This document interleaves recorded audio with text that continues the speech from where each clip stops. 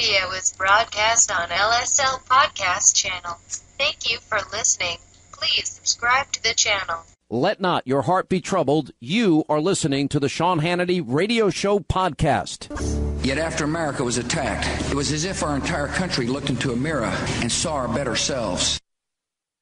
And saw our better selves. It's hard to imagine. It's 16 years later. I was just telling my team over here that every time I hear that montage song that was put together, Jason, I know you did this years ago, it just gives me goosebumps. And I'm telling you right now, I've already got text. I will need a copy of that. We'll put it up on the website. We'll try and play it later in the program as well today. It is an amazing, sobering thing to hear all of that to me every time. And I was texting and emailing with a friend before the show today, and I'm like, this person was in third grade at the time that this happened, remembers the name of the teacher, what was going on, what happened. And, my daughter was born on August 29th, 2001, just a few days, obviously, before this happens. I remember that day like it's yesterday, and it all comes rushing back, the memories. I wrote a book after this in 2004, Deliver Us from Evil. It is such a hard thing for good people to wrap their arms around the concept that there really is evil. But there is. There's darkness. There are people that, for whatever reason, when evil calls itself a martyr, it just captures everything, that line in Michael W. Smith's song. That is what radical Islamists, they think they're martyrs. They tell their kids, strap bombs on you, go get yourself 72 virgins in heaven. It's pretty amazing that you can be so sick, so disgustingly twisted and evil. But you think of a lot of human evil. I remember walking through the history of human evil in that book saying, all right, there's 100+ million souls that were slaughtered in the last 100 years of human history. Nazi Germany was evil. Nazism, evil. Fascism, evil. The former Soviet Union under Stalin is evil. Radical Islam is evil.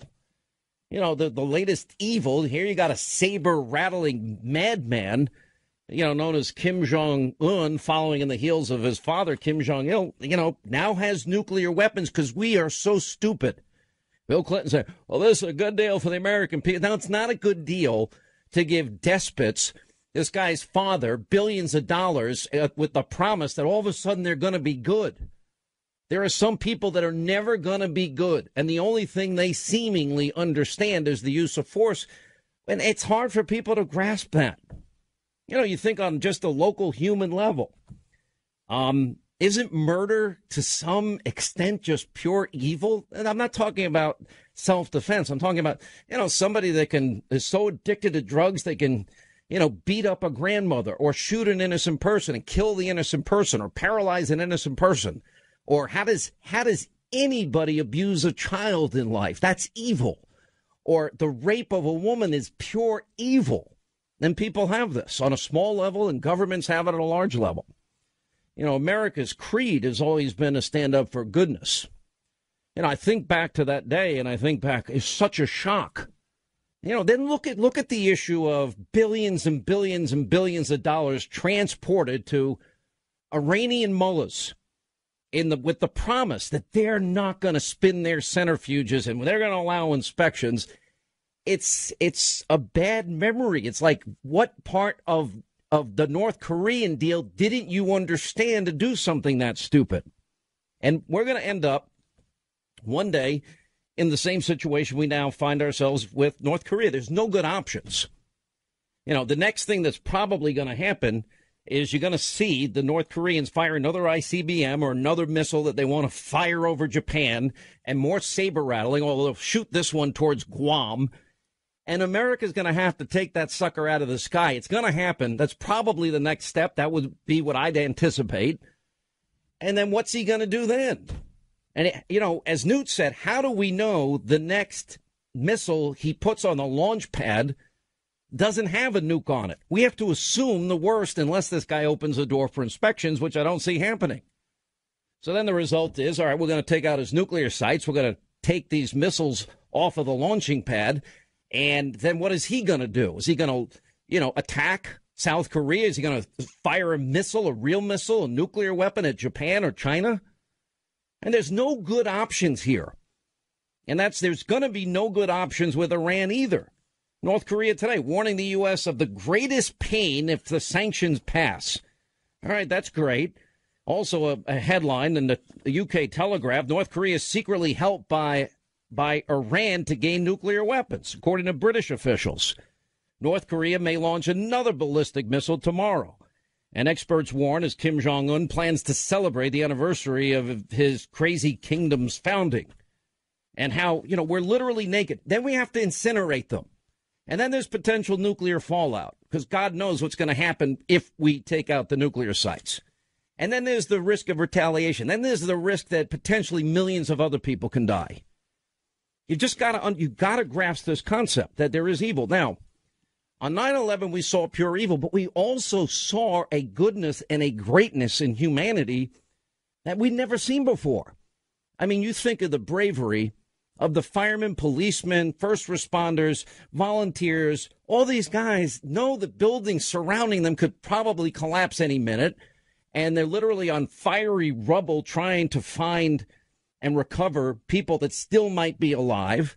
And then literally New York, not exactly known as the friendliest city in the world, every single person is uniting and literally 24/7. I'd never forget Campbell's Soup opened up free soup for everybody, free food for everybody. And that went on for a while. And everybody got that we have an enemy and we didn't address radical Islam. We had ignored the Khobar Towers, ignored the embassy bombings in Kenya and Tanzania. We ignored the USS Cole. We ignored the First Trade Center bombing, and we had to do something. Recently I was listening to Howard Stern's 9/11 program, and he's having, as usual, a great fun time. And then every minute it gets more serious and more serious and more serious. And I guess his program director, a station manager, comes in. Yeah, the Trade Center was hit. The second Trade Center was hit. Oh, yeah, the Pentagon's hit. Oh, a field in Pennsylvania. And you just know it's a terror attack.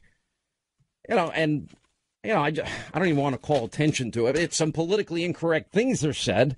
And it's just like, we've lost touch and sight of the fact that we do have enemies. And forget about the differences that we have. We saw, like, for example, I'm going to show you looting video tonight. We'll give you examples of price gouging that took place in Florida. But that was the exception, not the rule. For the first time, I'm the biggest, small government conservative that you'll ever meet. But government kind of stepped up and both in Texas and Florida. And it was kind of cool to see state, local, federal government coordinating, having learned the lessons of Katrina and other failed hurricane operations. And they pre-positioned even Navy ships off the coast. I mean, the president literally called in the Marines for Irma rescue operations. Thank God it moved west. The people cooperated. And then you get a few idiots that, do things they never should have done. But the majority of people got it. State government, Governor Scott got it. Governor Abbott got it. Pam Bondi got it. Dan Patrick got it. The White House got it. They pre-positioned food, water, medicine, cots, baby formula, pillows for everybody, and they were ready to go. And thank God it just wasn't quite as bad as we thought it was going to be. All right, we got a lot of news today. We do have North Korea news. We do have news out of Washington. It is the 16th anniversary, 9/11/2001, the 5th anniversary of what happened in Benghazi. And we'll get to all of this today in the course of the program. Kellyanne Conway will join us. Tonto Peranto, my buddy, one of the heroes of Benghazi. Dana Rohrabacher will join us, and so much more. We'll get to your calls today as well, your memories and recollections. All right, so I have insomnia, but I've never slept better. And what's changed? Just a pillow. It's had such a positive impact on my life. And, of course, I'm talking about MyPillow. I fall asleep faster, I stay asleep longer, and now you can, too. Just go to MyPillow.com or call 800-919-6090. Use the promo code Hannity, and Mike Lindell, the inventor of MyPillow, has the special 4-pack. Now, you get 40% off 2 MyPillow premiums and 2 Go Anywhere pillows. Now, MyPillow is made here in the USA, has a 60-day unconditional money-back guarantee, and a 10-year warranty. Go to MyPillow.com right now or call 800-919-6090, promo code Hannity, to get Mike Lindell's special 4-pack offer. You get 2 MyPillow premium pillows and 2 Go Anywhere pillows for 40% off, and that means once those pillows arrive, you start getting the kind of peaceful and restful and comfortable and deep healing and recuperative sleep that you've been craving and you certainly deserve. MyPillow.com, promo code Hannity. You will love this pillow. Quick break, right back. We'll continue. All right, as we roll along, Sean Hannity Show, and listen, I've got to give the shout-outs to all those people in Florida that got into things. We're going to talk to Joe Bastardi, talk about the westward shift of the storm and where it ranks on the scale, and then we've got a lot to get to today. Bannon was on 60 Minutes last night. Hillary Clinton now doing her interview tour. She's so dull. She's so boring. And I think Bannon's right. I don't think she's particularly bright. I want to take a minute today. It's a tough day all the way around. I mean, it's the anniversary of 9/11, 16 years later. Benghazi, Tonto Peranto joins us later. I want to ask you all to keep a couple of people in your thoughts and prayers, not only the people in Florida and Texas. Of course, we're going to continue to follow through. My good friend Eric Bowling lost his only child on Friday night, and I know how much he loved his son, as did his wife. And I can't think of anything harder, more challenging, more difficult. Literally, in the course of 5 hours, he had separated with the Fox News channel and was moving on. And Troy Gentry. So, if you can keep Eric Bowling in your prayers. Troy Gentry, Montgomery Gentry, also passed away at a helicopter accident late Friday. And Linda would not tell me during the show because, rightly so, she knows that I just would have. I just have a hard time. I'm not the best person to deal with death, and it's just me. It's hard. It's the hardest thing you ever do. I mean, one thing I've learned in the course of my life, and I've been writing with Eric all weekend, and I just, as I said, I don't know anyone that's had, except all these parents that I've met over the years that have lost their sons and daughters.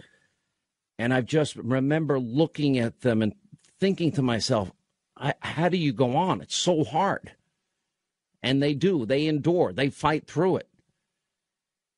But it changes you forever. And Eric lost his only son. Troy Gentry had helped us with a lot of our freedom concerts and raising money. And just an amazing, talented, gifted, and generous human soul that I just had come to love and really like a lot. I've loved their music forever. So in the course of your day today, as we pray for those military people we lost as a result of 9/11 and those that have been injured and the families that lost people on 9/11 and, of course, the families of the heroes of Benghazi, please, I'd ask you to keep Eric Bowling and Troy Gentry in your prayers. All right, we'll take a quick break. We'll come back and we'll continue. This is the Sean Hannity Show.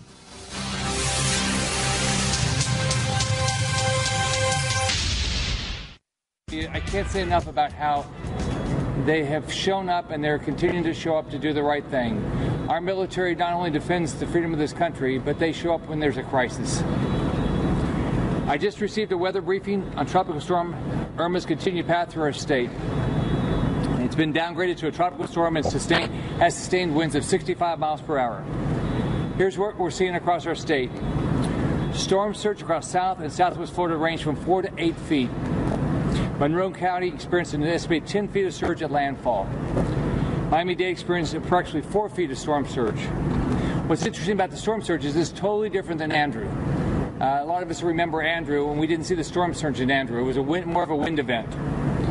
In Tampa, we're seeing 2 to 4 feet of storm surge right now, and this will last throughout today. We're seeing surge of 3 to 6 feet along the Big Bend. And if you remember, the Big Bend and further in the Panhandle last year, and Irma got significant storm surge, and we saw a lot of damage. In Central Florida, in the Orlando area, we're seeing flooding due to a torrential rain of more than a foot.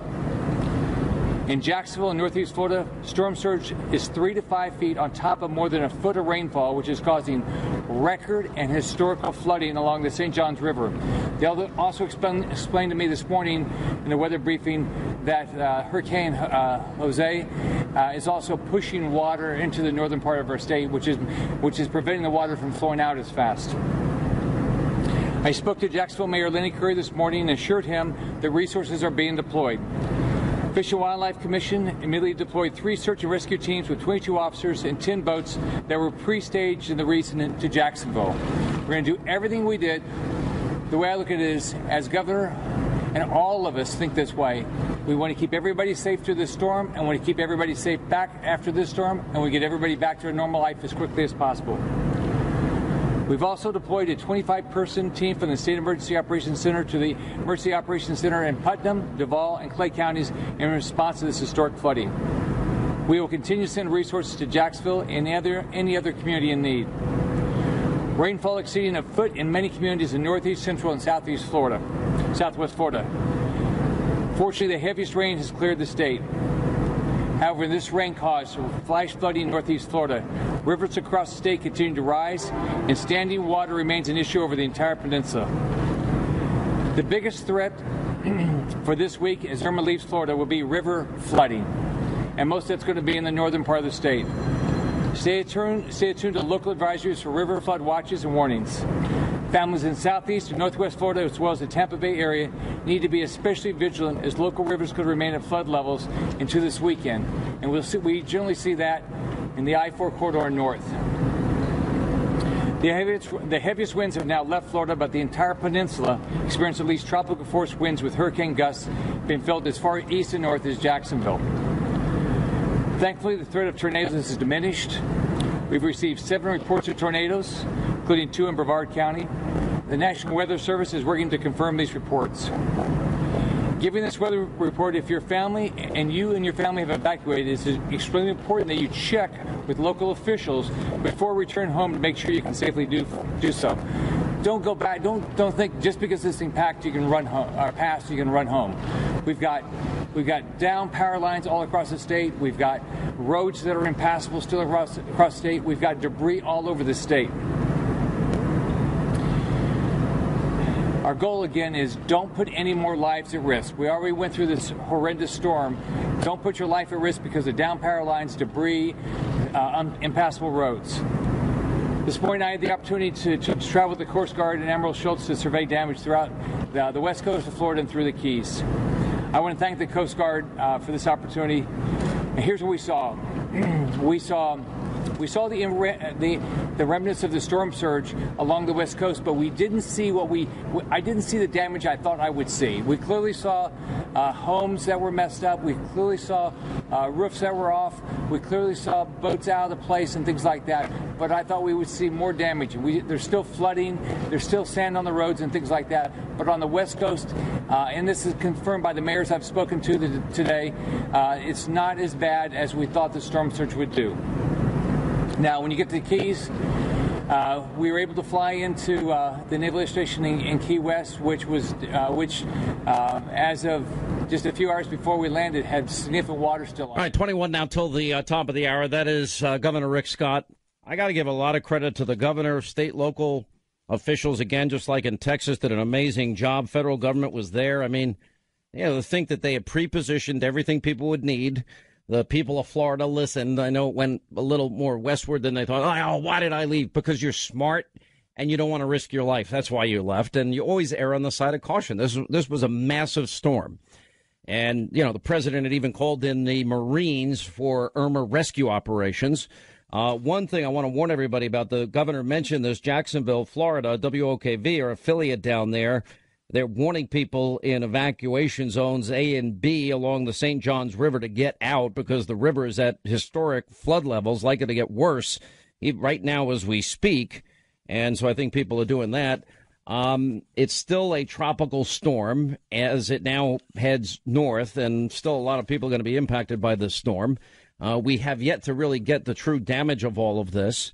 I love the fact that 4 Navy ships and Marines were redeployed to help the people in Florida, and including, by the way, the main support force, the 26th Marine Expeditionary Unit based out of Camp Lejeune, North Carolina.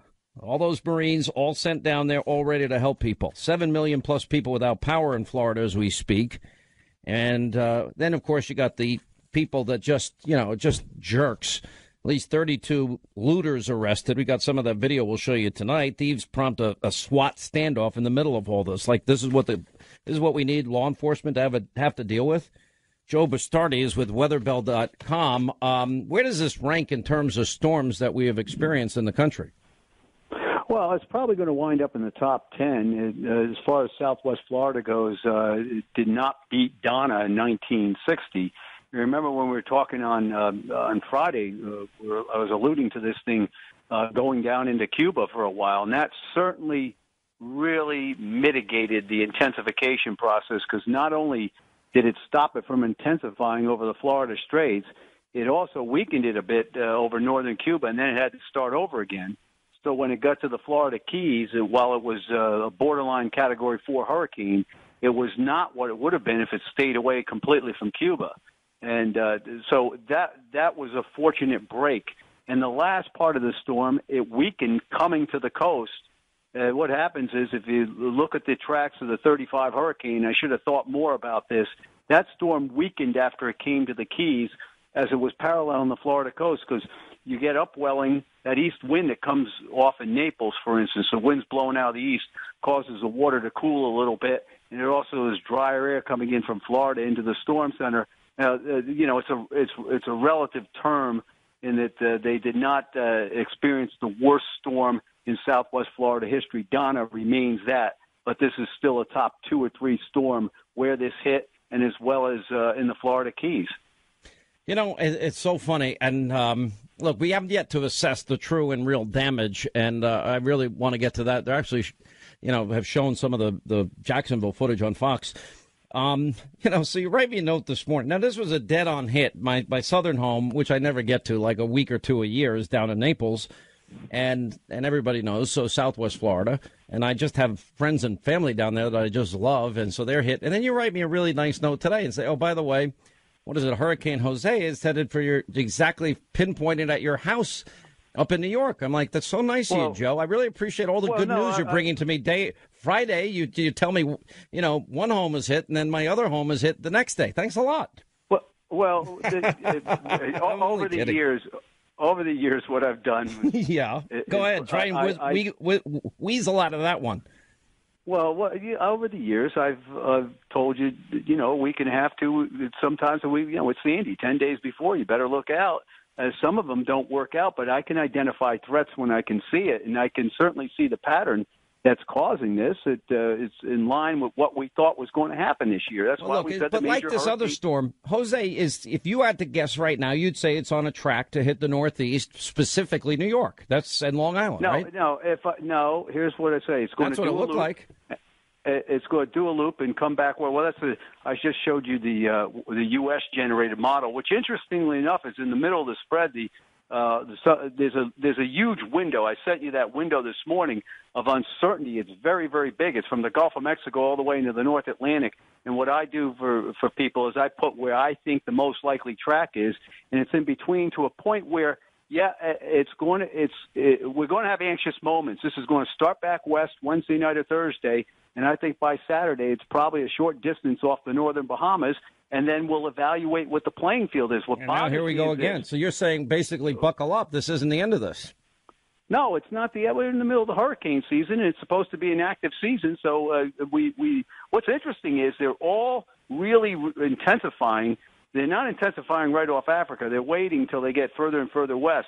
Irma right now is in southwest Georgia, and it's heading into northern Alabama. It will not be like Harvey. We're going to have some big rains, but this is getting away from its source of energy. And by the way, we may be having record-breaking cold right now in Alabama and Georgia. This big high in the Northeast that's making it so nice in the Northeast is funneling cool air, and that air, when you rain into it, we get evaporational cooling. We're in the mid-50s in most of northern Alabama and northern Georgia right now with this storm. So the tropical characteristics are rapidly being diminished, and its source of energy from the Gulf of Mexico is too. All right, Joe, you've been amazing the last couple of weeks, and by the sounds of it, we're going to have you back on by Wednesday or Thursday this week, and the official meteorologist of the Sean Hannity Show. If you need information, want to track with Joe Bastardi, Hurricane Jose, that could be hitting, again, the United States, just go to weatherbell.com. Thank you, Joe. Sean, say threaten, not hit yet, okay? So people don't you know get what all I mean. bent I out of mean, shape. I have to be politically correct with the weather now. I mean, seriously, you know what everybody knows what I mean, Joe. It's Sean, it's a nutty. Can you believe this is what the world is today with all that stuff? You can't even say, you can't even identify threats. You'll offend somebody identifying a threat. Okay, a hurricane hitting is not identifying a threat. I'm talking about, everyone knows what I'm talking about. All right, Joe Bastardi, weatherbell.com. Thanks so much for all your help this week. By the way, do you know there was White House Chief of Staff John Kelly, General John Kelly, fired back at a House Democrat who called him a disgrace to the uniform. Wow. Illinois Representative Luis Gutierrez leveled a criticism at Kelly over his support of the president's decision as to delay DACA for 6 months and let Congress get their act together. Anyway, Kelly responded by calling the Congress a do-nothing Congress, and then went on to say, as far as the congressmen and other irresponsible members of Congress are concerned, they have the luxury of saying what they want as they do nothing and have almost no responsibility. Love that. Good for him. So sick of these people.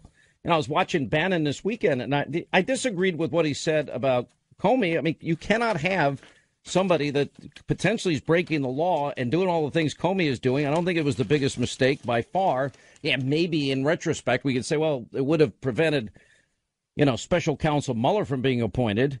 But then he railed against, the Senate and leadership. And he's right. You've got 14 weeks. The president showed that the government can effectively manage to do something well and right. He's kept his promises on regulations and things he can do. The appointment of a conservative justice to the Supreme Court or originals to the Supreme Court. And he's right about the Democrats, too. They suck. The only thing Democrats stand for now is we hate Donald Trump. That's it. It's unbelievable. And I think, he made a lot of powerful observations. And, it's so funny to watch Charlie. Charlie Rose does not understand what it means to be a conservative. It's like one big – he spent too much time on his program interviewing New York Times writers. Interesting development. Jeff Sessions wants the NSC staff to take lie detector tests. I like that. You saw more football this weekend, and you saw, the same thing we saw with Colin Kaepernick. And I'm going to tell you right now, people are just tuning out. They're sick of seeing it. Because Americans instinctively love their country. They know it's imperfect. Here's another thing. You got a so-called civil rights lawyer calling for Betsy DeVos to be raped. I'm not wishing for it, but I'd be okay if hashtag Betsy DeVos was sexually assaulted. What is wrong with these people? They're so twisted, ugly, and sick. Anyway, we'll get to all this in the course of the program. We do have other information on North Korea. We have a potential with their anniversary coming up tomorrow of another ICBM launch. And how's the world going to react to that? All right, I want to remind you, and we'll get to your calls coming up. Also, Tonto Peranto is going to join us today. Kellyanne Conway at the top of the next hour. She'll join us. Congressman Dana Rohrabacher checks in with us today. Pam Bondi on the looting and price gouging, and Reverend Franklin Graham of Samaritan's Purse. We'll get to all that in the course of the show today. 800-941-SEAN is the number. So Hillary's on her big book tour, which is a little bit like, her last book bombed, and these companies just keep giving her, what happened? Well, Trump happened, and you were a horrible candidate, and she's not the genius everybody thinks she is. Back up, you creep. Get away from me. All right, stop. All right, I don't want to hear it. Anyway, Hillary blaming Comey, Russia, WikiLeaks, Facebook, fake news, voter ID laws, sexism, misogyny, all for losing. Then, of course, the Fox News Channel, talk radio, and everything in between, and the vast right-wing conspiracy. Can everyone say that really quickly? How about blaming yourself? Anyway, Kellyanne Conway, Tonto Peranto, Dana Rohrabacher, and much more straight ahead. It was the worst attack on our country since Pearl Harbor. And even worse because this was an attack on civilians, innocent men, women, and children whose lives were taken so needlessly.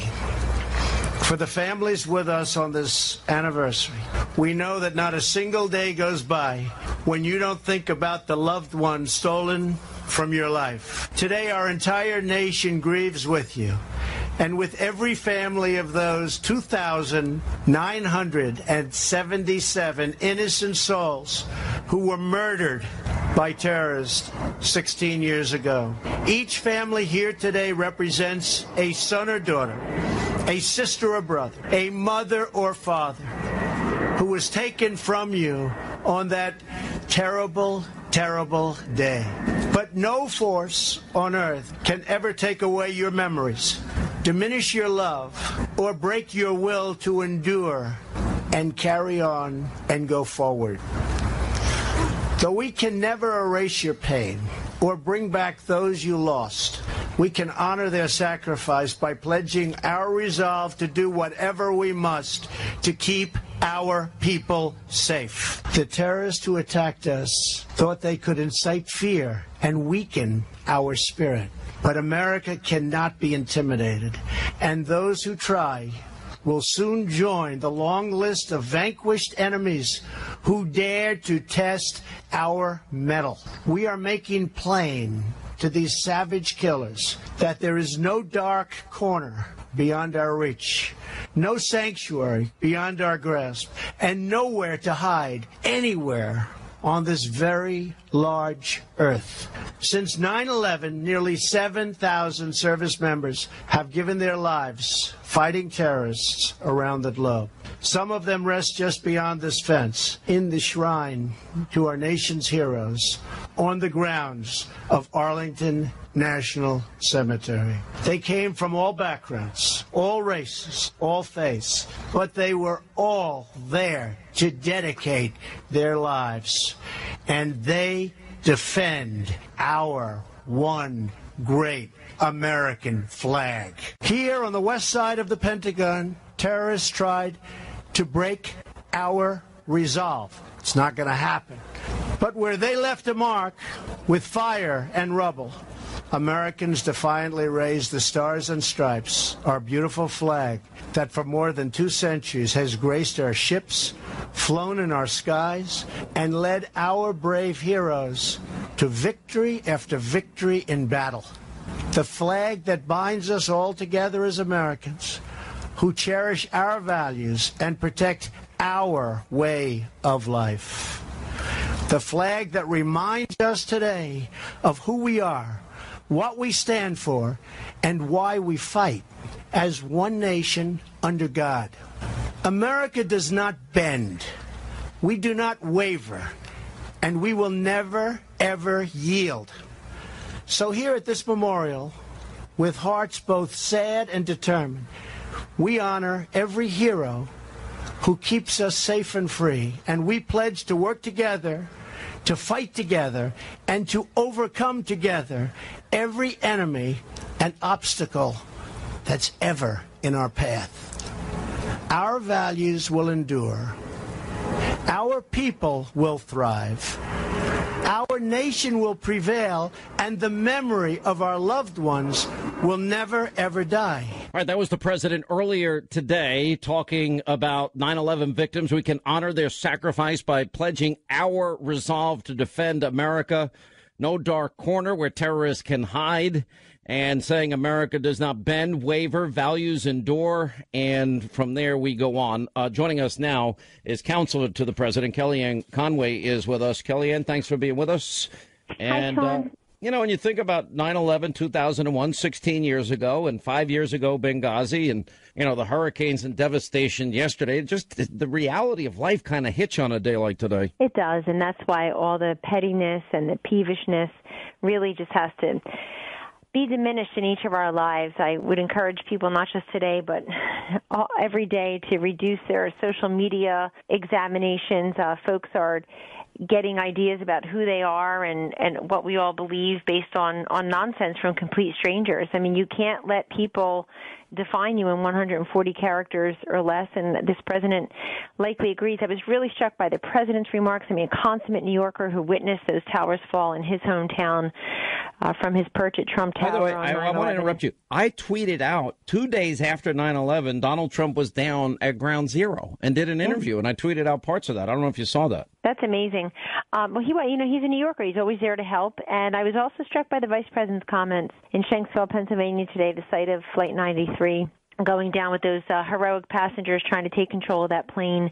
And Mike Pence really getting emotional today as he recalled he was a freshman member of Congress and that he feels we all owe a debt of gratitude to those brave men and women on that flight because that plane was likely headed towards the nation's capital and who knows, God forbid, what else, the further devastation. But it's a day we should honor, obviously, the fallen and their families, Sean, and never forget, but we should also really hold up and lift up so many profiles and courage, so many stories of heroism, and we see that again with the hurricanes neighbor to neighbor, patriot to patriot, stranger to stranger. Really, the best of American spirit and Americans' camaraderie. We don't see that all the time. I think it's just a day for reflection. You know, it's funny because we've been friends for a long time, and one of the things that I agree with you on social media. It's so funny because I came to this conclusion just, I guess, a couple of months ago. I just said, you know what, this is never ending, and I really think I'm good at the Twitter fights, and nothing anybody says about me ever bothers me. I'm just way beyond that at this point in my life. And I just realized anything I have to say, I'm going to say it on radio and TV, and I'm going to use Twitter in a different way than I've used it before. And it's just a conscious decision because you got these people, I imagine, the keyboard warriors in their underwear with nothing else to do. And as soon as I tweet anything, it's on the left. It's these predictable, hateful people. And it's just, all right, it's getting old. And the same with the media people I fight with. Yeah, I've learned to pray for them all, really. And you're a better person than me. It's true. I'm not there. As I've even told the president and others with whom I work, you know, out of 100 people who approach me, 99 will say some combination, Sean, of tell the president we're praying for him, or keep doing a great job, or thank you for your sacrifice, or tell the president we love him. And then people will say, look, I didn't vote for him, but I love my country. I want to give him a chance, or I think he's being treated unfairly. They don't even give him an opportunity to succeed. It's really 99 out of 100 people who approach me say things like that, and they're not all Trump voters. They're not all conservatives like you and me, but they love America and they want us to succeed. It's really the people hiding behind these social media platforms and nameless faces. And I'm thinking, what could have you so miserable in your own life that you speak this way about total strangers, or you describe folks, you know, who have children, or you describe children who have parents? It's so beyond comprehension for anybody who's happy and productive. And look, express your opinions, but disagree on policy. Don't insult people personally. And you see so much of that on social media. And this is not about what's directed toward you or me or anyone else. We have very broad shoulders. I'm just saying generally. I have to say, you and I are raising children in these times, and it's just some of it's just a cesspool out there. But anyway, that's why we like to point out these stories of courage. And I was also struck by what the president said yesterday on September 10th, which is we're not talking about money right now. We're talking about lives. When he was asked a question about funding for hurricane relief, and we saw the devastation of Harvey, now Irma. People are watching Jose barrel down perhaps this week. And we just want Americans to know at the White House and administration-wide, Sean, that this is a president, vice president, cabinet, all of us who are praying for them, but also want to make sure they get the relief and the recovery funds that they need. And that when you look around the corner, that's when a lot of the rebuilding occurs, that we don't know what will face people. We don't know what the losses in property and whatnot will be. But also people, when they lose their power, they tend to turn to other means of power, and that's when people get carbon monoxide problem. They poison, they turn on generators they hadn't used. And I was reading up a lot about that in past disasters, where it's what happens after Mother Nature goes through. A lot of the devastation and, God forbid, deaths happen afterwards. So people, don't let your curiosity get in the way of your safety. If in doubt, just don't do it. Stay in the shelter, go to someone else's home, and just listen to those local authorities. I think this is where government functions best. Those of us who want a more limited, less active government have to appreciate the coordinated efforts of local, state, and federal governments when it comes to it's things funny like you say the that. response. I started the show today, and listen, I've known you for well over 2 decades now. We've been friends a long time. We've done a lot of TV and radio programs together. Neither one of us are big believers in government, and especially big, bloated bureaucracy and government as it's now developed into what it is today. And it kind of was refreshing between the two hurricanes to see Governor Abbott, Lieutenant Governor Dan Patrick, to see Rick Scott in Florida and Pam Bondi, both friends of mine, and to see all the local authorities do everything right and coordinate with the federal government and pre-positioning food, water, medicine, supplies, and Mad Dog Mattis thinking this is going to be possible death and destruction, positioning 4 Navy ships. It just is nice to see it work. We've seen what happens when it doesn't work, i.e. Katrina. And it's just refreshing because, and now to follow up and take care of those people that are going to need help, rightly so. I just think it's the right thing to do. It is the right thing to do. And again, if people feel like they can volunteer their time, give a couple extra dollars, if they feel comfortable doing that, they should just look at go for the local or the federal. They can access the information on any federal website. DHS has it up, FEMA has it up, American Red Cross obviously. No, I'm not advocating for anybody to do that. I'm merely connecting people with information, which, by the way, Sean, is really, I think, first and foremost, the job of the media. I'm this loud voice in the administration for always talking about incomplete coverage. Please connect people with the information they need. It's because of technology, because of the forecasting, because of social media, because of multimedia platforms, TV, radio, social media, and elsewise, is how people are getting so much information ahead of time about evacuation, about the risks, about what to do and how to do it and how to help. I think it's mitigating a lot of these losses, and one death is too many and tragic. The fact that so many losses have been mitigated here because people are listening and they're heeding authority and they're taking the word of their governors and their mayors, and they're not saying, which party do you belong to and should I trust you?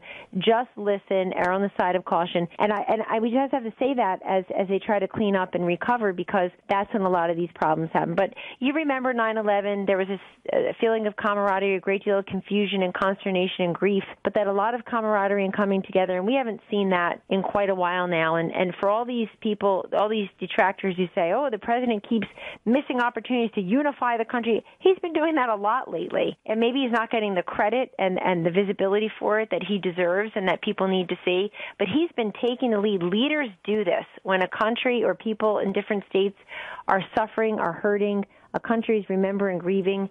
Vice presidents go to Shanksville. Presidents go to the Pentagon. They do what the nation needs. And I think it all begins at the top with leadership, and he's showing it. Well, I agree with you. All right, we've got to take a quick break. More with Kellyanne Conway, counsel to the president, on the other side as we continue the Sean Hannity Show.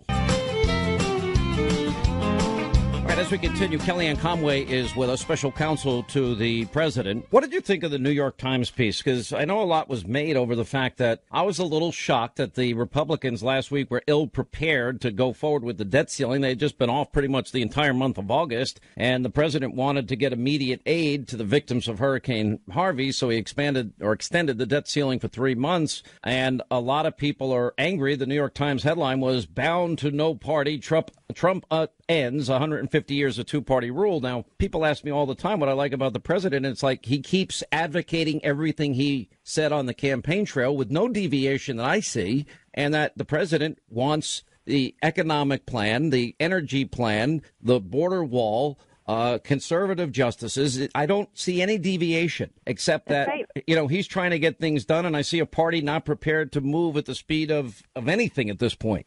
They're looking at this through an ideological prism where they should be looking at it through the facts of disruption, and that Donald Trump said he's going to come to Washington owing no one anything. And that frees him up to keep those promises. And you see at these rallies now, his biggest applause lines are still his program. Drain the swamp, repeal and replace Obamacare, cut taxes, put ISIS in defeat, American exceptionalism, invest in the military, respect the first responders, fight terrorism, keep us safe and secure our borders, build the wall. It's all there, Sean, and it's never changed. The fact is he wanted to make sure a couple things happened last week. One is that the aid and assistance get to those hurricane victims as soon as possible, and that's before Irma hit. This is about Harvey even.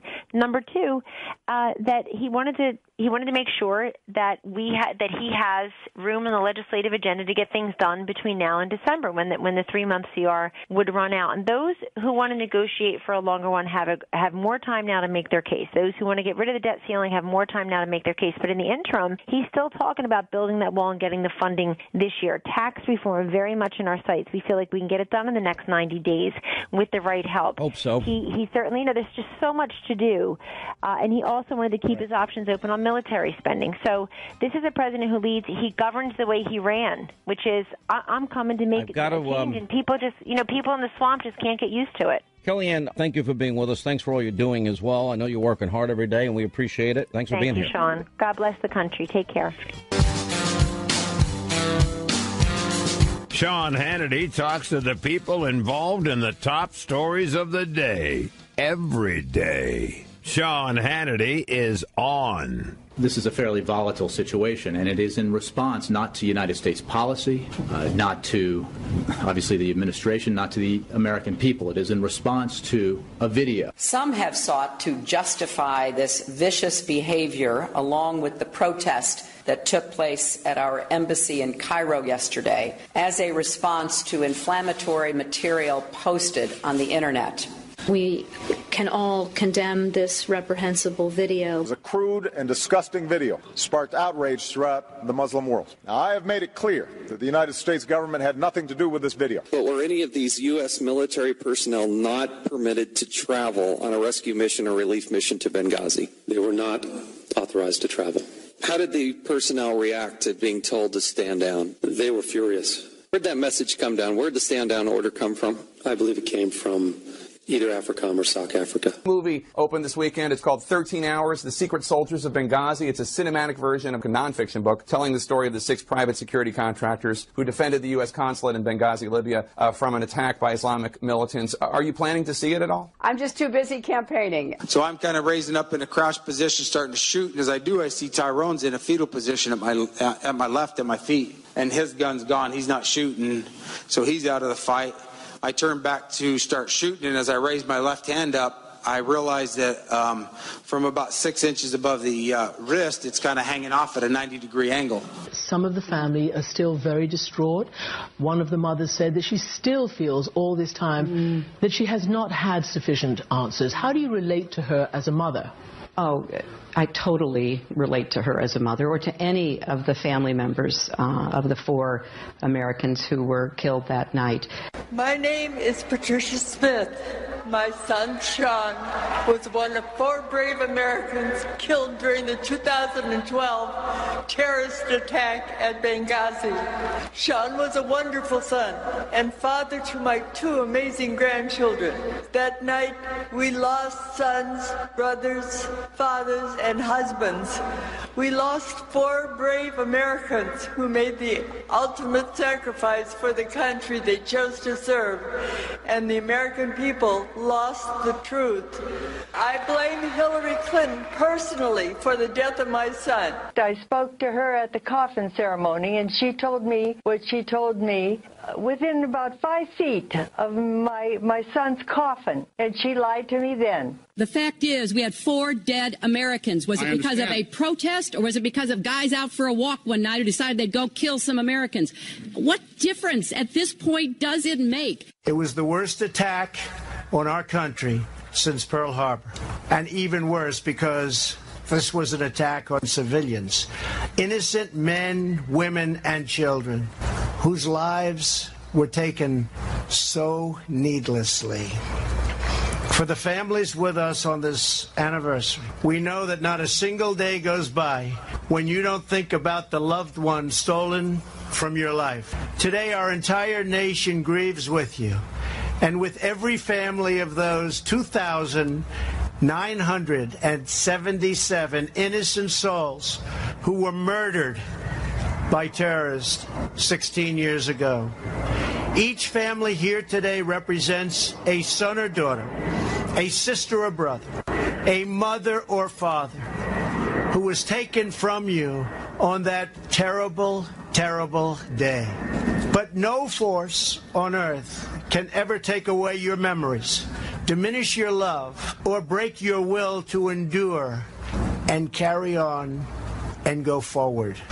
Though we can never erase your pain or bring back those you lost, we can honor their sacrifice by pledging our resolve to do whatever we must to keep our people safe. All right, 23 now till the top of the hour. Toll free. Our telephone number is 800-941-SEAN. 16 years since 9/11/2001 and 5 years since Benghazi 2012, 9/11. Joining us now, Chris Tanto Paranto. Now, he was one of the heroes of Benghazi, saved so many different people and lives, and he was one of the people given a stand-down order and recognized immediately that, well, we had nothing to do with the YouTube video. It was nothing but one huge, massive, big lie, that this was never a spontaneous demonstration. Never made sense anyway, because who shows up to a spontaneous demonstration with mortars and, rocket-fired grenades in their back pocket? Never made sense. This was an attack, a terrorist attack. It was from the get-go, and they consciously, we learned later, it was just an outright lie. And, you heard some of the family members say they were just lied to directly to their face by Hillary and others.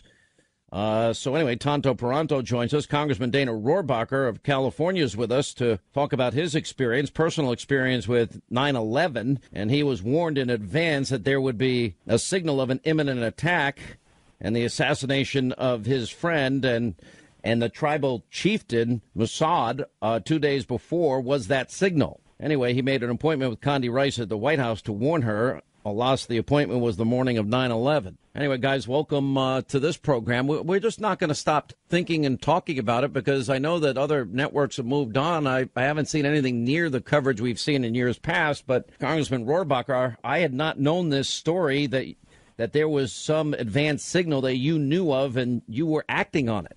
Well, I'd been involved with the Mujahideen in their fight against Soviet occupation, so I had friends there, and I'd been working with various tribal leaders to try to offer an alternative to the Taliban. And so I got tipped off that there was a major terrorist attack being planned, and I assumed that the CIA knew that. If I was to it, why didn't they? And then they said it would follow a major event in Afghanistan. And when Commander Massoud was murdered, he was one of the great anti-Taliban leaders. I'd gone up there to meet him in the Panjshir Valley. He was also anti-Soviet leader, and they murdered him. And I knew at that point, they said, if they killed him then, it was so that we could not retaliate against them by helping him. And I said, well, I forget if that's the way it is. This is going to be one hell of a terrorist attack. I tried to warn everybody, and quite frankly, the day before, I sort of felt like William Shatner on that airplane in Twilight Zone. Nobody would believe him that there was a monster trying to destroy the plane. So, why did you think that this was the sign, though? Why would the assassination of a tribal, chief be a sign to you or a signal to you that something big was going to happen here? Yeah, he was sort of the warlord of all warlords, the chief of all chiefs. He was he was the only leader in Afghanistan at that time that posed the real threat to the Taliban. And the guy who anyway, the tip-off that I got was at a high level from someone who'd helped me during the wars against the Soviets, who was then a Taliban leader. And I believe that the CIA must have known. By the way, what we're talking about now. Oh, you believe the CIA must have known? Whoa, slow down. You believe the CIA knew that 9/11 was happening? No, I believe the CIA, that this is one of the biggest screw-ups in the history of our intelligence community. And afterwards, after this, we end up with what you're commemorating today also, which is the right thing to do, the politicalization of our intelligence community by the last administration, especially by Hillary Clinton. And we see that even today, the politicalization of our intelligence community, who's trying to tell us a big lie, again, just like Benghazi, the big lie. And the big lie today is, it was Trump colluding with the Russians that stole the last election. Before I get to Chris Tonto Peranto here, and he can wait. Even he's a friend of mine. He's not exactly our favorite guest. I'm kidding. He's one of my best friends. He's our hero. He is. And by the way, he gives me a much harder time than I ever give him. So I feel defensive, and I need to strike first. But Congressman, I really want to. Are you? Because this is very, very important. We know that there was no coordination with the FBI and the CIA. That was supposed to be one of the things that we fixed. I agree with you that we've seen no evidence of any type of collusion between the Trump campaign and this Russia issue. Russia has tried to influence elections in the past. They tried in this election. They'll try in future elections. That's all been testimony. Nobody has given us any evidence of any collusion. And you believe now that there's a 99+% certainty that it never happened, and that there's evidence that'll prove that. That's correct. And remember, what we're talking about today again is our intelligence services were politicized by Hillary and Obama, and that's why 5 years ago, when our guys were on the line in Benghazi, they were betrayed, and now that shows you when the intelligence communities went along with that phony story that there was these people were just mad about a video that was done when obviously this was a major terrorist attack commemorating 9/11. But our intelligence communities backed up Hillary in that, and now they're backing up the former president and Hillary, saying that Hillary didn't lose the election; it was stolen by collusion between Trump and the Russians. Again, just politicized intelligence. It's wrong, and it needs to be exposed. All right, both of you stay right there. Chris Tanto Paronto and Congressman Dana Rohrabacher. As we continue, 800-941-SEAN is our number. All right, Tanto Paronto, you are a hero, and I do give you a hard time, but I do love you, and we've become really good friends over the years. When you guys first saw the coverage and you first saw them blame this YouTube video as it relates to Benghazi, and then you knew a stand-down order was given because it was given to you, and you saw all the lying that was told about this, what was your first reaction when you saw it? I was actually just woken up in Germany. Then a couple of days after, we finally got to Germany out of Tripoli, and I'll be honest, I wasn't upset, but I was. That's pretty much what I expected. It was that kind of a reaction. I expected that. I thought for a second, man, I wish they could have come up with something a little bit better than a video, and that was it.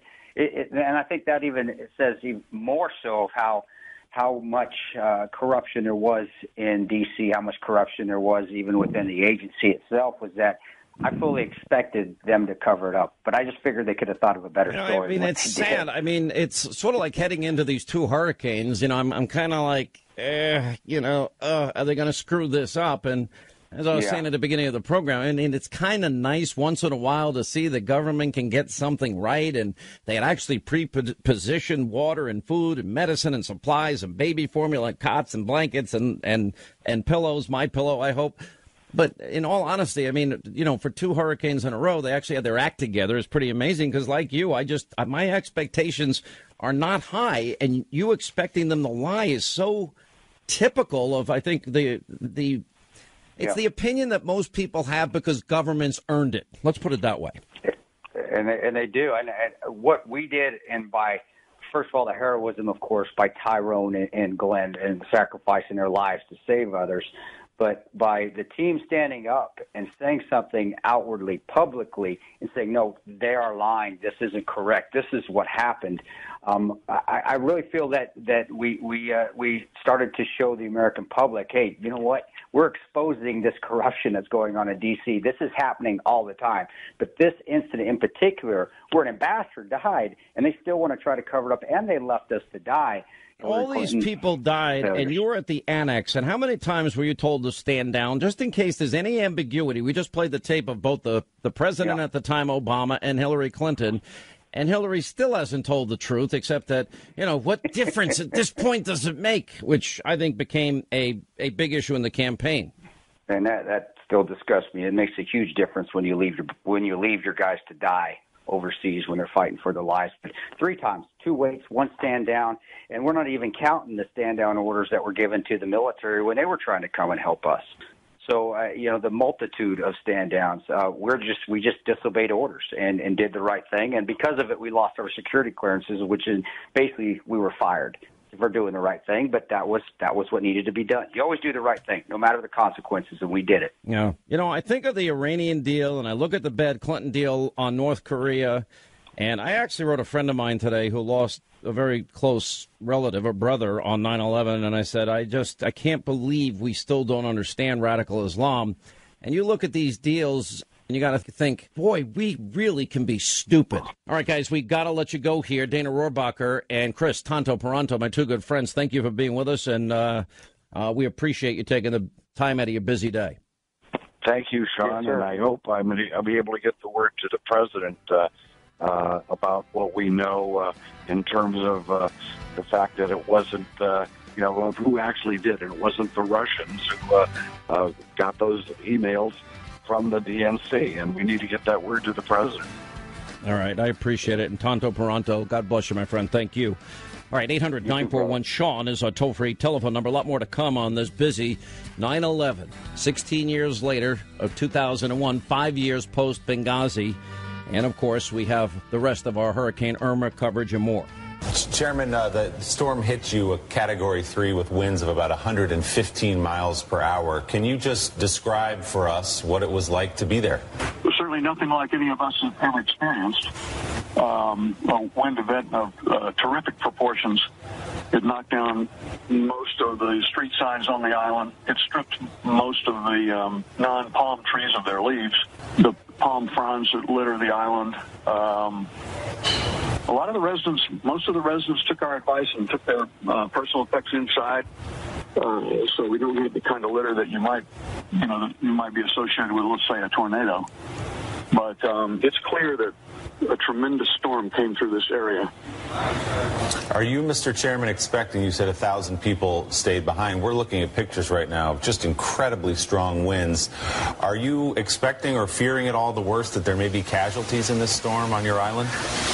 We certainly do fear that, Willie. Thank you for asking. That's the number one concern of all of us on Marco Island. We just don't know. As I say, we have our first responder crew here ready to care for people. All of our first responders are qualified, and all of our fire rescue people are qualified in advanced life support. But I hope we don't have to use that. But we don't know at this point. The sun is up now over Florida this morning with 7:22 Florida time. What are you seeing as the sun rises? It's howling outside. Willie, first light, the highest winds. This Mother Nature has a mind of her own. She was supposed to go up the West Coast. North of Fort Myers, she suddenly decided otherwise, came inlet and headed for between Orlando and Tampa. So at 1:30 in the morning, we were getting winds of 100 miles an hour, and it was howling then. Lo and behold, it is still howling now. So what are your biggest concerns right now, Senator? Because obviously we want to talk to you about what has happened further south, but you still have an active, life-threatening situation in northern Florida now. That's right, and this storm has covered up almost the entire state except for the western panhandle out near Pensacola. So there's going to be massive damage. There's going to be a lot of people displaced. There are going to be millions and millions of people already without power. It's going to take a while to get back to normal. FEMA is really going to have a job because not only are they stretched to Texas, now they're going to have a huge task in Florida. All right, there you hear all that's happening, the aftermath, obviously, of what's going on post-hurricane. Joining us now, Pam Bondi, the Attorney General for the great state of Florida, as well as from Samaritan's Purse, the Reverend Franklin Graham is back with us. Reverend, welcome to you. Pam, welcome back to you. It looked like it turned out much better for the state than we originally thought. But we still have a lot of damage that occurred, a lot of people's lives upended. It's going to take a lot of money and resources. Where are we right now in terms of the effort to get people back in their homes and certainly helping people that have had such great damage that they can't go back to their home? Well, Sean and Reverend Graham, I want to tell you thank you for all your prayers because prayers works for Florida. You know, when people were texting us from all over the country, we said, please pray, and prayers worked. But right now the damage is extensive. Sean, I've been at the EOC Emergency Operations Center in Hillsborough County all morning working with personnel there. I just landed in a law enforcement helicopter. We had flown up. I'm trying to send your station some photos of that. I mean, just complete homes underwater, but for the most part, we were really blessed. The thing right now is getting power on. I've been on the phone with Rob Bennett, who's CEO of Tampa Electric, and of course Eric Szilagyi with Florida Power and Light, and they're bringing trucks in from everywhere, trying to get power up and running for our state. Hospitals are priority, then shelters, of course, and then folks' homes. But really, it could have hit us a lot worse. But even if you're familiar with Florida at all, at Anna Maria Island, it's a small bridge that goes over to Anna Maria. It's opening up again for residents. So the way the winds were blowing, and I'm from Tampa Bay. I've never seen anything like this in my life. On Bayshore, the Bayshore, it's the longest sidewalk in the world, actually. And Bayshore, the Tampa Bay, the winds had pushed the bay away. The Bayshore had become a sandy beach. Same thing happened to some extent in Naples, too. Literally, the beach was never as big as it was, and then in comes the surge. Yes. Sean, if I could just mention, too, when I left the Emergency Operations Center, I want to personally thank the Red Cross. They have, throughout the state, there are 580 evacuation centers. 258 of those are run by the Red Cross, and hundreds of volunteers for the Red Cross all over our state. And, if people want to donate, your viewers, you're safe going to redcross.org. Well, I've worked with Franklin over these many, many years, and I've always donated to Samaritan's Purse. Reverend, you have no clue, but I did send a donation after Harvey. I will send a donation and send some money over today or tomorrow for the people in Florida. Before I get to Reverend Graham, how much do you think the damage is? Do you have any estimates now? It's going to be in the billions, obviously. Sean, it is, and we don't know yet. Again, we're still assessing it as far as areas that are safe to get back into. It's actually, safe for law enforcement now to get back into the Keys even. We could have taken a worse hit than we did, but, I've lived here my entire life, and I've never seen anything like this in my lifetime. Now, of course, we look for different scams going on and, the predators who come in to prey on our citizens. But it's really been something else. But I can tell you it's federal, state, local law enforcement, our National Guard, FEMA. The White House has been incredible, giving us the resources we need. And Governor Scott has been out there tirelessly working, spreading the word. And, Sean, I think the fatalities were so minimal because so many people chose to leave their homes and heeded the warning. So that was a very positive thing. I know, and some people say, oh, why did I leave? At the last minute, it moved westward. Thank God it moved westward. Reverend Graham, good to talk to you again.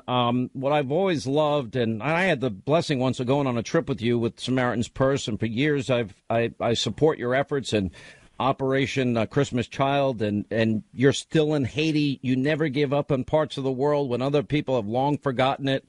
And I know you have a big team down in Texas, and I assume you were staging people before Irma to head down to Florida. And I know that Samaritan's Purse is going to be up to their eyeballs in probably years of help and assistance and work. We are, Sean. We've got two teams that are in Florida now. They'll be set up in Fort Myers and in Naples this evening. And Sean, we'll be there for weeks. Helping especially people that got flooded, because that's the mess when water comes into a home. You've got to be able to get all the wet things out, let the house dry out, and that just takes time. But we're also working, Sean, in the Caribbean. We're at St. Martin. We went in Thursday, just a few days after the hurricane hit. We had a DC-8 in there with 80,000 pounds of plastic. We've taken generators in there. Our DC-8 was back in there yesterday into St. Martin. We've got a team set up. We're setting a distribution center up at San Juan so that we can go to Antigua, Barbuda, and some of these other islands that have smaller airstrips on them. The World Food Program took, I think it was 60,000, they took in 60 tons of food into Port-au-Prince in Haiti, thinking the storm was going to hit there, and it didn't. They've asked us to move half that food for them, which we're going to do, and take that to St. Martin into Antigua. So we're going to be busy, Sean. The islands really got smashed, and it's going to take years for them to come back. Did you see Barbuda? 95% of dwellings destroyed, just wiped out. That's right, and we're going to go to Barbuda, and we'll be in there this week with, unfortunately, most of those people have been moved off the island, and they've gone over to the main island of Antigua, and they're in a stadium there, and that's where the World Food Program wants us to get this food to them, which we'll have that food in there, I think, by tomorrow into Antigua. But Sean, anytime a storm like this comes, it's a mess, and it just takes time. And all you can do is get on the ground and start working and figure it out as you go. If you wait at home to try to figure it all out, you'll never get there. You just got to go and start start the process. When we went into St. Martin last Thursday, the airport wasn't open. We landed, and there were a few Dutch Marines, and they were surprised, what are you guys doing here? They helped us unload the airplane, and we took Jonathan Falwell, of all people. He was down there. He's a great guy. Gary Love him. Son. We got him out of there. It's the anniversary, the 16th anniversary of 9/11/2001, the 5th anniversary of Benghazi, and that was 2012. And then we had the hurricanes, first Harvey, now Irma, all over the weekend. And it's still, by the way, headed towards, areas in Georgia and Alabama as we speak, and into Tennessee, I think. And we saw the worst in humanity, an unspeakable evil on 9/11, Pam, and then we saw the best in humanity, the firemen, the policemen, the first responders, all of the community, feeding those guys, and everybody, coming together in ways we've never seen. The same with Texas, and the same that happened, in Florida. Everybody's working together, but then you always have, darkness and evil. And you had people that were price gouging, which really ticks me off, and selling bottles of water for $40 a case. And other people, apparently, I saw the videos of looting. We'll show it on TV tonight. What are you going to be able to do in regards to these issues?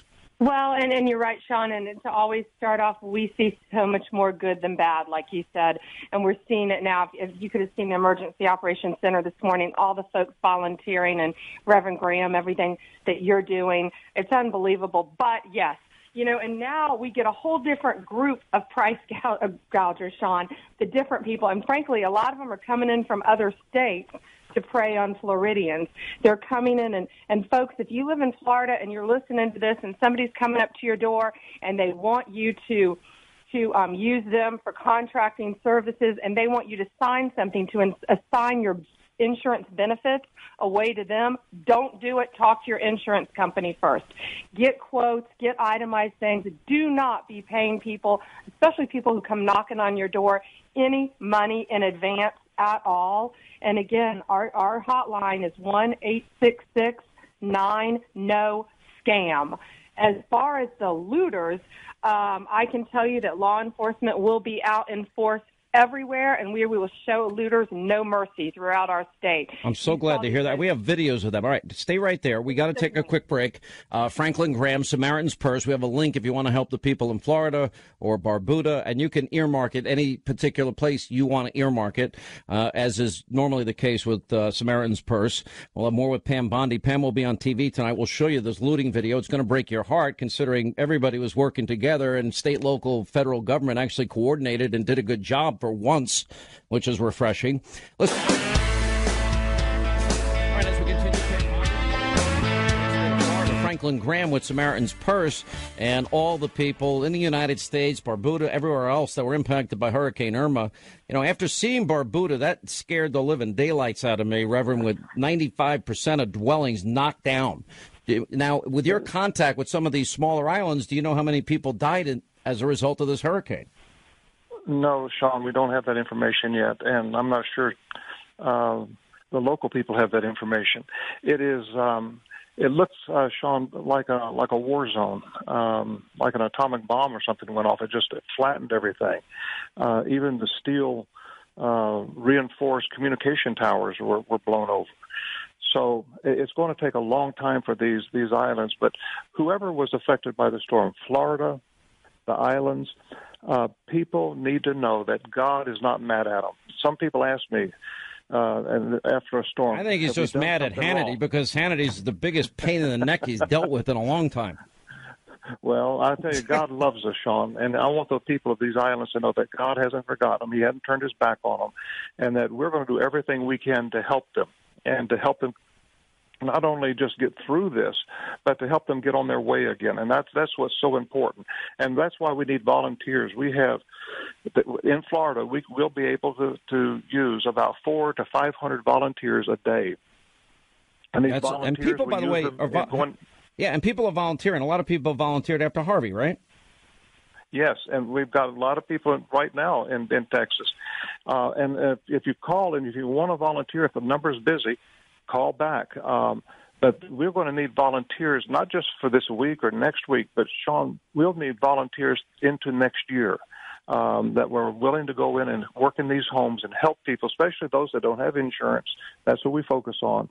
We focus on the elderly, and we also for military people who are deployed and are not able to come home, of course, we want to be able to help those families and be there for them because they're overseas defending us. We want to be able to help them at home. So we make them a high priority. Pam, we'll give you the last word.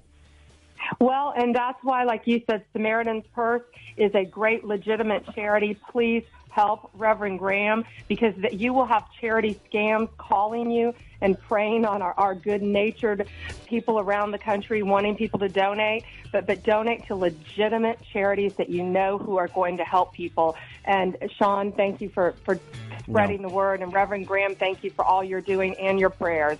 All right, guys, we'll see you both soon. Thank you both for what you're doing, and we're just glad most people in Florida, thank God, are safe, and that there's going to be help and assistance along the way. We have on Hannity.com a link to Samaritan's Purse if any of you want to help. Quick break.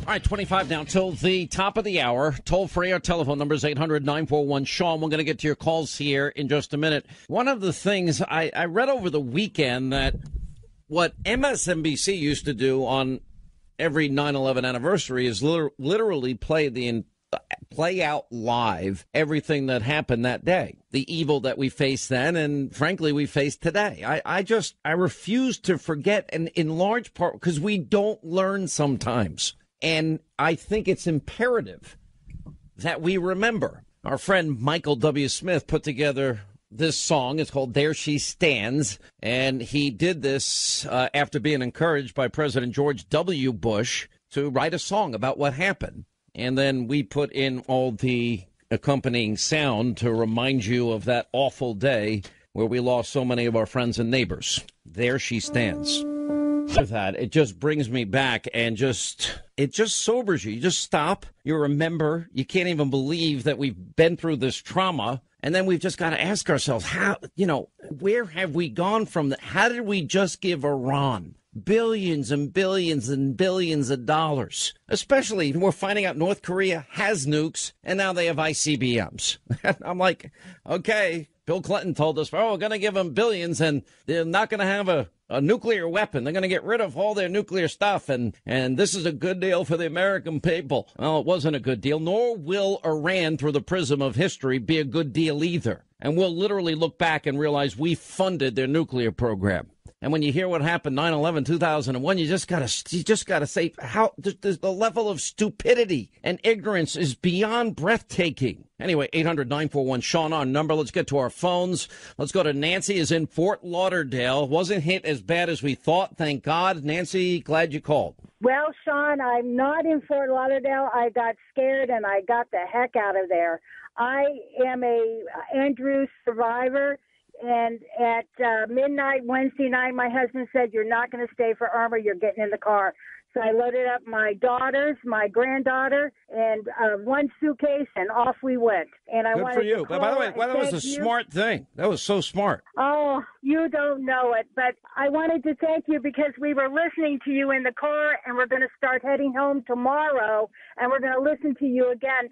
But I also want to thank God for giving me the mercy to get and the strength to get out of there, for protecting everybody and doing what we had to do, and for him to protect everybody in the future, to take care of us for it is. And I want to thank all of America. You know, when we pulled into a Taco Bell in Kentucky, the man saw our license plate and we placed our order, and I gave him his $20 for our meal, and he gave me back $20 in change, and he said, "God bless you." Just people all along the way were coming up to us and telling us, "We're praying for you, we're praying for you." But also I want to thank President Trump, Vice President Pence, the FEMA, that cute guy, Brock Long, he is so cute to watch on TV, Attorney General Pam, for going after the ones that are scamming people, and Rick Scott. When you run for president, I want to work on your campaign. He has done an excellent job. When I was in Andrew, I had to wait weeks for my electric to come on. I had to wait weeks for a National Guard to come down and help me dig out my belongings, my home, clear the roadways. I am under the impression now from Facebook friends who stayed down there that stuff is going on right now. My husband is a hospital worker. Therefore, I knew he would be safe. My son-in-law stayed at home at his house with all the animals because we can't leave our animals down there by themselves. And we heard from him this morning, but I have not heard from my husband yet. And I know that's because he doesn't have any signals or any electricity or anything like that. And I'm good with that. I feel good about that. I know he's okay. But the other thing that was very important coming up from Florida at the time that we did with the millions of people, other people, was that we were seeing all the electrical trucks, all the Army people, all the convoys. Wasn't that amazing, by the way? I mean, I was crying. We were beeping our horns and waving at them. And then my granddaughter says, Nana, why are you acting like that? And I said, when you get home, you'll see why. Glad you got out. 800-941-SEAN. Sean is in Palm Beach, Florida. Hope you're doing well down there. You got hit a lot less than Southwest Florida. What's going on in Palm Beach? Yes, I'm very thankful because I also am a Hurricane Andrew victim who lost my house. My house was completely destroyed with shutters, and I lived a half mile from the ocean, and I was within the eye wall of Andrew. So I know better than anyone when the governor says to evacuate, and I am so happy that he put so much emphasis on people getting out. And because even with shutters, I was in an evacuation area. My home was destroyed. Glass went through tile floors. Shutters had tiles go through them. How close are you to the shore? I was a half mile from the ocean. Yeah. And here in Palm Beach So all Gardens, this happened, and you were riding this out. Yeah, well, I evacuated. It was my parents' house. Right. And, I just have to say. Listen, this is the thing. If you think of, and I'm only looking at my own life, and I just remember when I got my first home. It happened to be in Roswell, Georgia, a number of years ago, and I remember I was the happiest guy on earth. Paid $123,000, and it had like an acre, and it was at the end of a cul-de-sac, and it was a dream house for me. And every single person I know, for the most part, their home is their biggest investment, and it literally is your life in that home in this way, that all those hours of work, all those years of study, it's a culmination of a life's work. It's a culmination of your life. And for most people, and for those people, for example, in Texas that never dreamed that they'd need flood insurance, their homes, everything they work for is gone. We can't forget about Texas, because those people are going to need help. And the one thing I think the president was right last week when he made the deal to extend the debt ceiling, because Paul Ryan and Mitch McConnell, for whatever reason, this is mind-numbing to me, didn't come back from their August recess with a plan on the debt ceiling. And so he's like, all right, I'll extend it. I just think I don't understand the lack of urgency. These people need their homes rebuilt. The ones that weren't asked and it wasn't demanded of them to have flood insurance, it's one of those things that could happen to anybody. And I think there's an adequate role for the federal government and the generosity of the American people. We're not going to let people's lives be upended to the point where their lives are ruined. To me, it's just not fair. And I'm not talking about fairness and that we fundamentally have to have fairness in society. We've got the ability to take care of that. So, it's sad to hear these stories. But anyway, you get the final word. Go ahead, Sean. I'm glad you're safe, though. That was the most important thing. Thank you. I'd also like to say it was interesting because I'm inland this time around. I live on PGA National around the golf course. And the canal behind the house, when the winds picked up and I was able to see out the back window, we had several tornado warnings, which is really scary. And the winds, let me tell you, it felt like a Cat 5. And I guess the winds did pick up to about 100 miles per hour around here. But we could see the water in the canal literally be picked up out of the water. And the same thing happened with our swimming pool. It was unbelievable. And I had a lake in front of my street, and my neighborhood, somehow they drained it. But it was really incredible to see that. And I'm just very fortunate, and my heart goes out to those who haven't been as lucky as I have. And also I'd like to say everyone please remember 9/11. May we never forget. May we never forget. Have you forgotten, my good friend Darryl Worley? Anyway, Sean, hang in there, and help is on the way. I love what we saw. I don't praise government very often, but I mean, you have the Coast Guard. I mean, in the wake of these hurricanes, they did amazing work.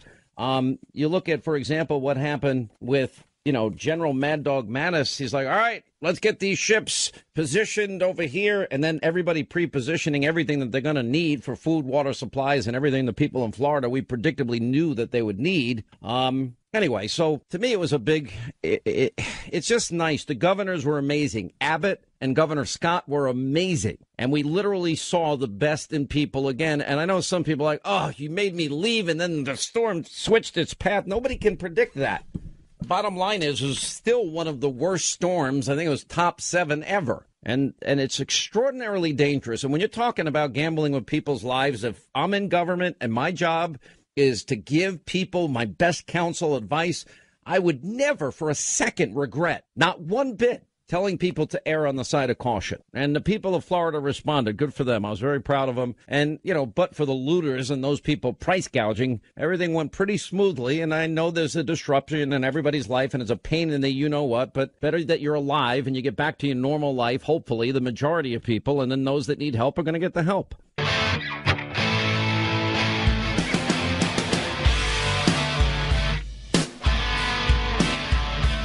All right, Hannity tonight, 10 Eastern, the aftermath, obviously, of Hurricane Irma. What do people need, and when can they get back in their homes? When is power going to get back on? The devastation, the damage. Also tonight, we'll have Geraldo. He's on the ground. Pam Bondi on the looting and the price gouging. Also, we'll be checking in with Rob O'Neill, Greg Jarrett, also Deborah Burlingame and Rob O'Neill. Rob O'Neill killed bin Laden. Deborah Burlingame lost her brother on 9/11. Who's one of the pilots. All right, that's all happening tonight. Hannity, 10 Eastern, Fox News. And thanks for being with us. Our thoughts and prayers with the military, our men and women, our families that lost members in 9/11 in Benghazi, and also the victims of these hurricanes. See you back here tomorrow.